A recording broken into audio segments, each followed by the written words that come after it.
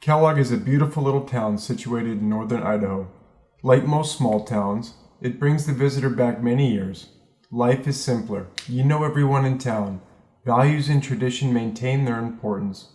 But also, like many other small towns, when the industry supporting the town begins to disappear, there is little hope of jobs, a living wage, educational opportunities, and affordable health care. Poverty can set in, causing a tidal wave of problems to arise.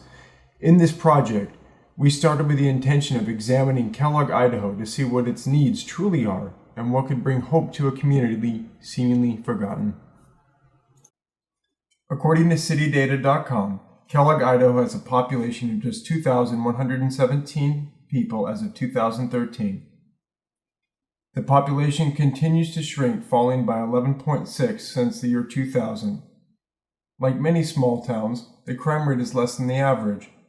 Murder, rape, and robbery is unheard of, with years passing between these events, with less than one such event each year. The most common crime is theft, with the average amount of thefts from 2001 to 2011 being 52 a year. This lack of crime might lead one to believe that this town must be doing well. After all, crime tends to be associated with poverty and other socioeconomic indicators. But this town has little to offer individuals and their families. The estimated per capita income in Kellogg is only $19,582 per year, with the average family making only $40,532 a year. Unemployment in Kellogg is at 7.7%, a full 171% higher than the Idaho national average rate for unemployment. Statistics do not always tell the full story. A windshield survey was needed to get a better grasp of Kellogg, Idaho on a more personable level.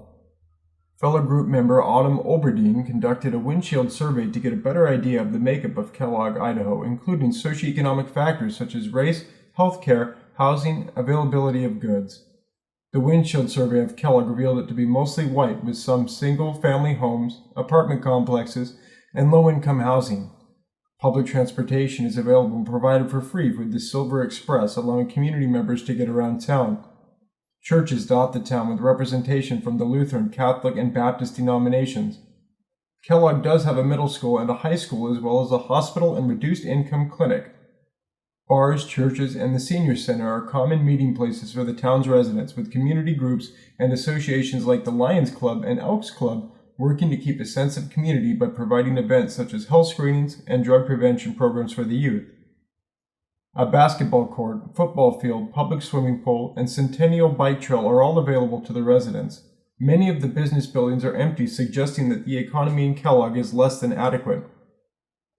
As a group, our literature review performed during this assessment was originally designed to look at the available literature on how youth activities in a community, such as volunteering, community service, and recreational activity opportunities could benefit the community, as well as the positive effects such opportunities can bring to a community and its youth.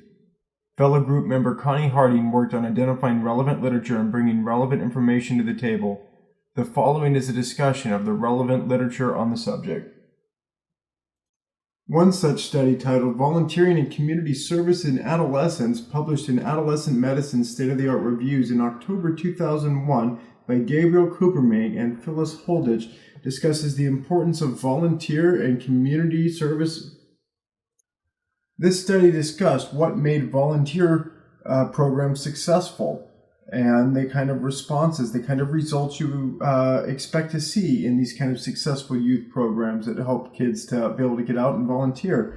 Some of these things are things like reducing teen pregnancies, substance abuse, and failure with grades. The academic functions of these students actually improve. The study also stated that problem behaviors in children also could be linked back to lack of such opportunities. The structure provided in these projects and volunteer initiatives allowed these students to learn how to be structured, how to have initiative, how to have drive, how to help their community, and become more involved in general. On top of having these kids more involved in their community, it helped them to get a sense of identity, helped them to define a role for themselves in their community. The study mentioned that these can help reduce alienation and isolation that these students could possibly experience. Another study on the benefits of volunteer work, titled Meaningful Involvement in Instrumental Activity and Well-Being, Studies of Older Adolescents at Risk and Urban Teenagers, published in the American Journal of Communication Psychology, define meaningful activity as a task or skill-related activity which has positive significance or value to the individual involved. In essence, this means that these activities must have good, deep meaning to the youth. Youth who involve themselves in these activities have higher self-esteem, higher knowledge of issues and social issues, development of social skills. Adolescents that are more aware of what is affecting their community and the factors influencing it are more likely to stay in that community and help it rather than move away. The study went on to postulate that adolescents that volunteer could even have higher cognitive developmental benefits from participating in such activities. Another study by Niemi Hegburn, titled Community Service by High School Students, A Cure for Civil Political Ills, published in Political Behavior in 2000, found that regular participation in community service was positively associated with political knowledge and efficacy. The study suggested that community service activities be made part of school curriculums. The study went on to say that community service in youth was a future indicator of one's ability to lead. This study also suggested that cognitive development was positively associated with community service as well as social skills. While volunteer experience is important, recreational activities are also just as important. In a recent paper published in the National Recreation and Park Association, titled The Rationale for Recreation Services for Youth, an Evidence-Based Approach, it was by Peter A. Witt and Linda L. Caldwell, it was found that have a strong need to better themselves, but often lack the ability to do that without outside help. The study mentions mentors that can help the youth develop into proper adults by helping role model proper behavior and educating the youth. The report goes on to mention the dangers of boredom and having nothing to do, citing it as the, quote, root cause of substance abuse. Increasing access to recreational activities will decrease the amount of time spent without anything to do in after-school time. By decreasing drug use and boredom, students will be allowed to have more time to work on their academic studies and have higher cognitive abilities to actually pass their academic goals. The study pointed out that the peak time for crimes in the teenage years is between 3 and 6 p.m. Students busy during these times having positive recreational activities are less likely to use drugs and commit crime. The study goes on to point out that youth and adolescents crave structure and that it is, quote, key in designing recreational activities. An added bonus to this is that this also helped prevent childhood obesity as it kept these children from having a sedentary lifestyle. In the end, the benefit to the community is higher academic performance, lower drug use, lower crime rate, and adolescents properly prepared for the future. To get an idea of the needs of the town through the eyes of its residents, Autumn administered a community assessment in Kellogg. These community assessments would allow for the group to objectively identify the needs of this community by giving them a voice. In total, 9 people gave consent and completed the survey. The first questions attempted to discover what made residents of Kellogg proudest of their community. The results showed that the residents felt a strong sense of kinship with their neighbors.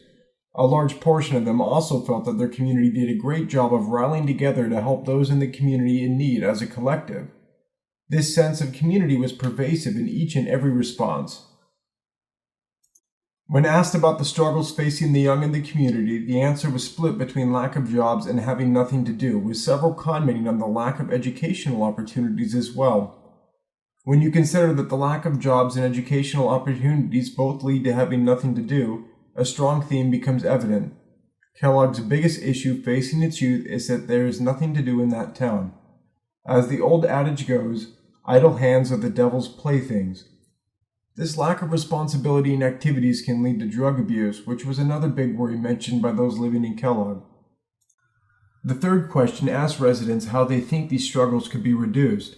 The answer to this question is almost a mirror of the problems facing the community. The community wants more things to do, more and better jobs, as well as educational opportunities available to them. When asked about what programs and activities were available for the youth, The answer was interesting because many different things were listed, even though the residents claimed that there was nothing to do. School sports was the most commonly mentioned, in total of 7 out of 9 respondents, with the public pool coming in second with 5 out of 9 mentioning it. The outdoor fitness center in town was also mentioned, as well as the skiing lodges available in winter, although concerns voiced in the survey suggested that residents of the town might not be able to afford to go skiing. It seemed that the available activities in Kellogg aren't just not enough to sustain the town. The answers begin to take a clear and concise response when residents were asked as to what kind of activities and programs they would like to see implemented. The answers to this question varied a bit, and our less detailed responses are given by most respondents. The theme was clear that a community center combined with a gym was requested. Several residents specifically mentioned that it could be modeled after the Kroc Center in Coeur d'Alene, Idaho, while others mentioned the YMCA. Such a community center that met the health as well as social needs of the community was almost universally requested. Many in Kellogg do not believe anything is being done to address their issues. This answer was a bit depressing in some respects. Just under half the respondents stated that nothing was being done in the community to improve conditions, while others mentioned specific healthcare programs available to youth in school in the town, as well as local subsidized clinic that recently opened to help patients receive medical care.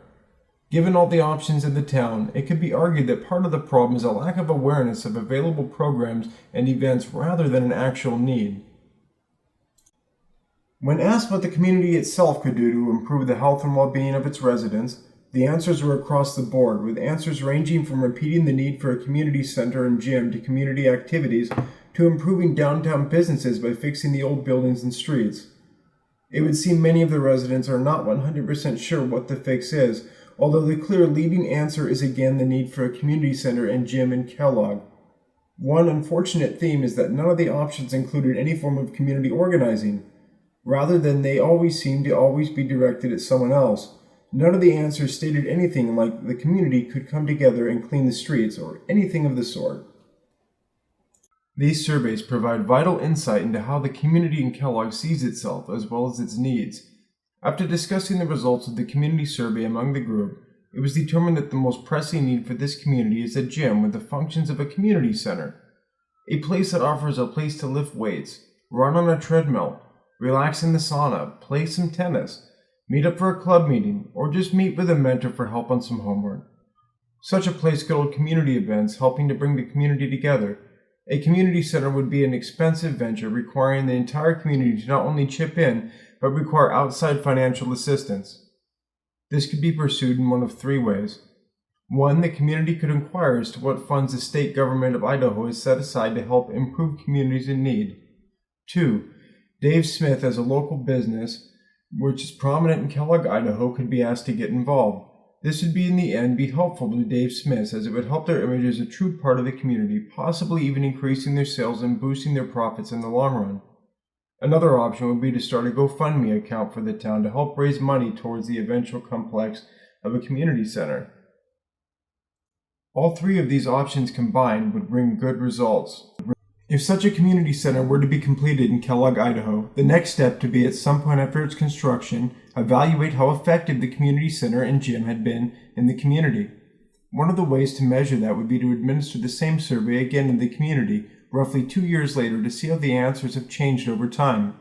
Another way could be to measure historical rates of drug arrests and crimes such as theft to those after the community center's opening. A good time period for data collection of at least 2 years would be needed to ensure data saturation and accuracy. Another way would be to measure success would be to compare academic performance in high school students from historical records 2 years post-opening of the community center. Evaluating the construction of the community center using these methods would allow one to evaluate not only if the community center gave Kellogg residents something to do, but to further validate information in the literature review discussing the importance of mentoring and providing opportunities for activities for adolescents.